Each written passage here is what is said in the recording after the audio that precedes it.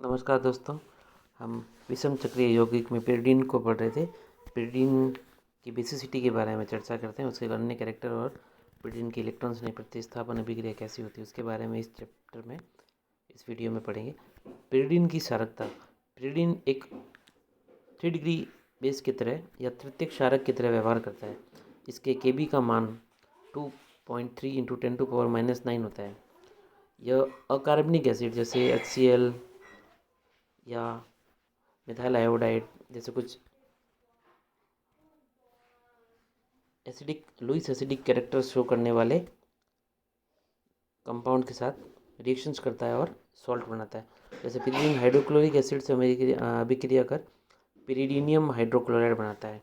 ये तृतीयक एमीन का अभिलाक्षणिक गुण है। बात करते हैं pyridine की बेसिसिटी की, तो pyridine और एनिलीन में कंपेयर पूछा जाता है। एनिलीन और pyridine में से कौन ज़्यादा बेसिक है, ये प्रश्न आपसे पूछ सकते हैं। तो थोड़ा सा आपको स्पष्ट करूँ एनिलीन के बारे में। एनिलीन के पास जो लोन पेयर होता है वो रेजोनेंस में पार्टिसिपेट करता है, और जैसा कि हम जानते हैं कि किसी के पास अगर लोन पेयर है और वह लोन पेयर अगर डोनेशन के लिए अवेलेबल है तो वह लुईस बेस की तरह व्यवहार करेगा।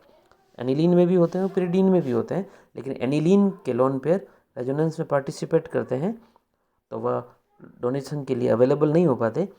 While in pyridine the lone pair of a nitrogen is always available for a donation, so it is more basic than aniline.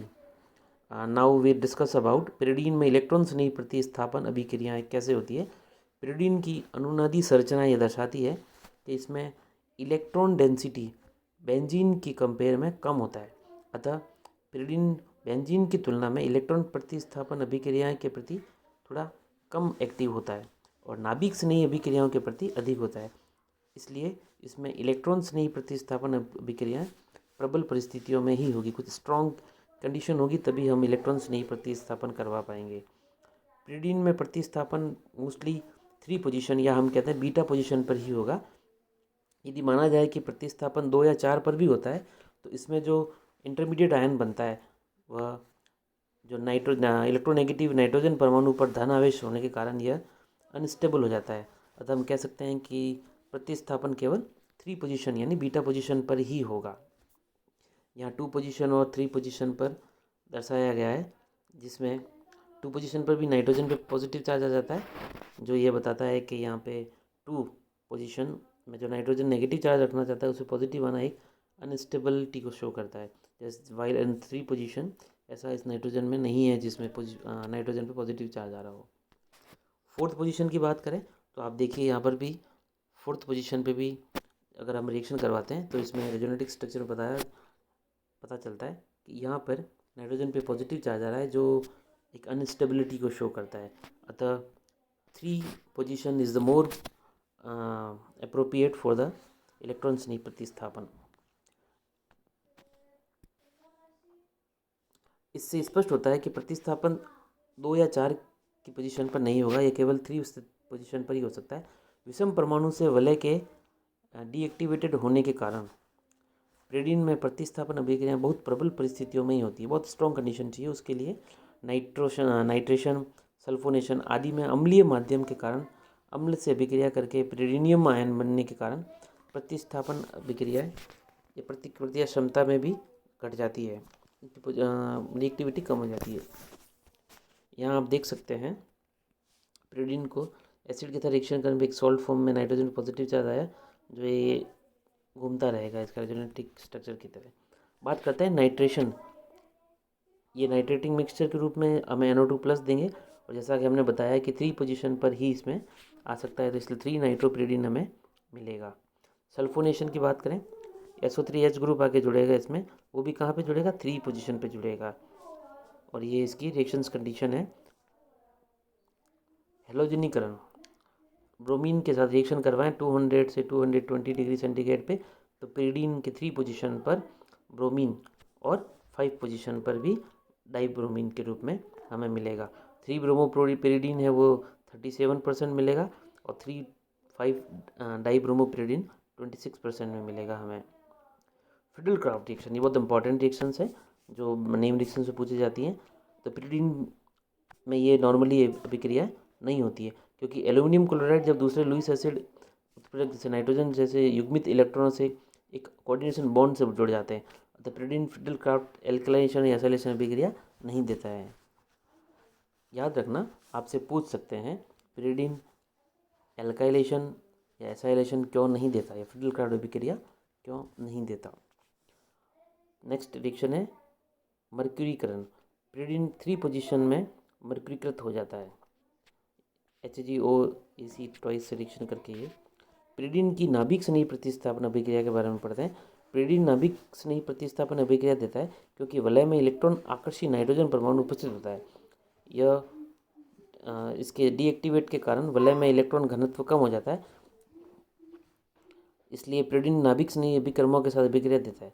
pyridine में नाभिक स्नेही प्रतिस्थापन अभिक्रिया 2 या 4 स्थिति पर ही होती है, जैसा कि हमने पहले बताया था और बता चुके हैं। इसकी अनुकूल अवस्था 4 या 2 पोजीशन पर ही होती है। यहाँ पे आपको ध्यान से देखें तो पता है, नाभिक को स्नेह करने वाला, नाभिक को स्नेह कौन करेगा? नेगेटिव। नेगेटिव कहाँ पे आना चाहेगा? जहाँ पे पॉजिटिव चांस होंगे, जहाँ पे पॉजिटिव होंगे। तो यहाँ देखो 3 और 5 पोजीशन पर ऑलरेडी नेगेटिव चार्ज आ रहा है।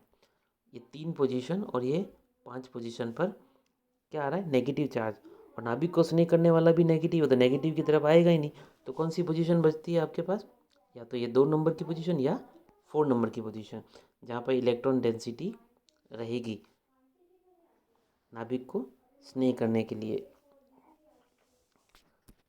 यहाँ पे इलेक्ट्रॉन डेंसिटी थोड़ी कम है, वहाँ ज़्यादा है, तो जहाँ इलेक्ट्रॉन की डेंसिटी कम होगी वहाँ पर पॉजिटिव आके जुड़ना चाहेगा। ये इसकी रेजोनेटिक स्ट्रक्चर से शो हो रहा है। स्थिति 2 व 4 से प्राप्त संकर कार्ब ऋणायन की 3 अनुनादी संरचना है।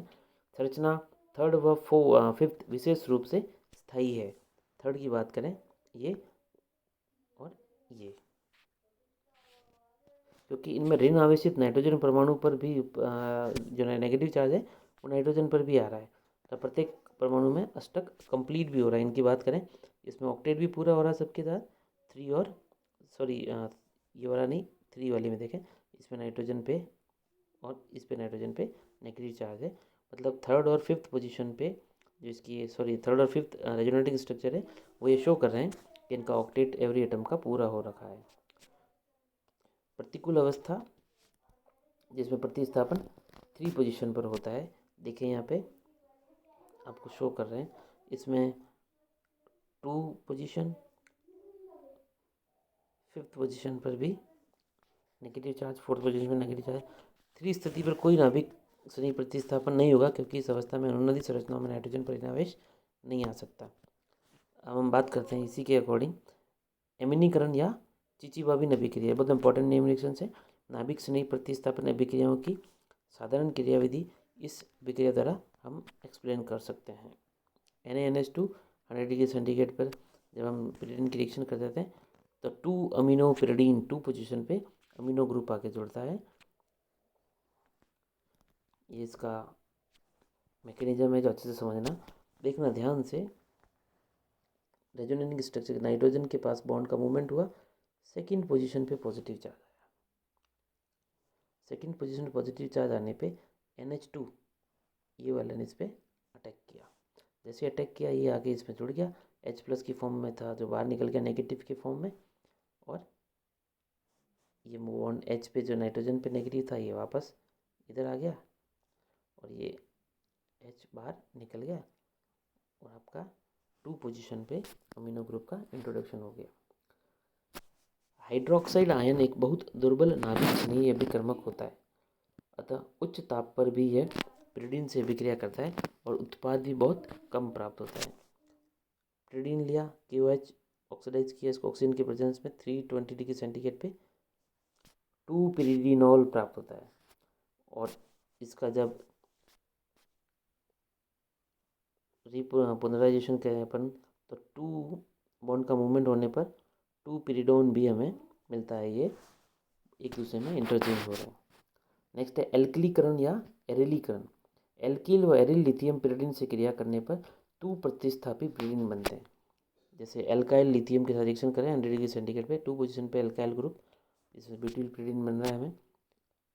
6 पोजीशन वाला हमें मिल रहा है 2 फेनिल pyridine, 2 पोजीशन पर ही इसकी नाभिक से प्रतिस्थापन अभिक्रिया होती है। पिरीडीन का अपचयन करते हैं। पिरीडीन का अपचयन करें तो हाइड्रोजन पिरीडीन को निकल उत्प्रेरक की उपस्थिति में अपचित कर पिप्रिडीन जैसे हेक्सा हाइड्रोपिरीडीन बनाती है। सेम हमने पहले देखा था। इसके जितने भी लोन पे डबल बॉन्ड है ज़्यादा है, वहाँ पर हाइड्रोजन जुड़ जाएगा इसमें रिडक्शन होने की पोजीशन में और पिप्रिडीन हमें प्राप्त होगा। लिथियम एल्यूमिनियम हाइड्राइड की उपस्थिति में पिरीडीन का रिडक्शन होता है और टेट्राहाइड्रोपिरीडीन एवं फॉस्फोरस और HI की उपस्थिति में 300 डिग्री सेंटीग्रेड पर ये रिंग का टूटना और एन पेंटेन बनता है। बात करते हैं पिरीडीन के उपयोग की। पिरीडीन के क्षारकीय व्यवहार के कारण यह एक बेसिक सॉल्वेंट के रूप में काम आती है, जिसमें अभिकर्मक में से हैलोजन अम्लों को निकालने पर असंतृप्त यौगिक बनते हैं। यह क्षार उत्प्रेरित संघनन अभिक्रियाओं में अच्छे उत्प्रेरक की तरह भी कार्य करती है, जैसे नोवेल्जन अभिक्रिया, पर्किन अभिक्रिया एटसेट्रा। हाइड्रोक्सी या अमीनो यौगिक के एसिड क्लोराइड या एनहाइड्राइड से एसिलीकरण में पिरीडीन काम आता है। इन एसिलीकरण अभिक्रियाओं में पहले पिरीडीन एसिलीकरण अभिकर्मक से क्रिया करता है, अतः बहुत अधिक क्रियाशील अस्थायी यौगिक बनाता है। बाद में यह क्रिया समूह में एसिलीकृत हो जाता है, जैसे यहाँ पे शो कर रहे हैं आपको। पिरीडीन का उपयोग अच्छे हाइड्रोजन ग्राही की तरह भी होता है। पिरीडीन को ग्रीनाग अभिकरण के विचरण में उत्प्रेरक की तरह एवं सक्रिय हाइड्रोजन के मात्रात्मक विश्लेषण में भी काम में लिया जाता है।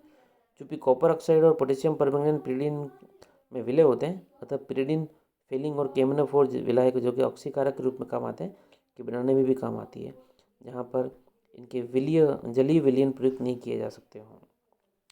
पिरीडीन बहुत से खनिज लवणों के साथ कॉम्प्लेक्स बनाता है, अतः उनके परीक्षण में भी काम आता है। आज हम इतना ही पढ़ेंगे, नेक्स्ट हम अगले टॉपिक में देखेंगे।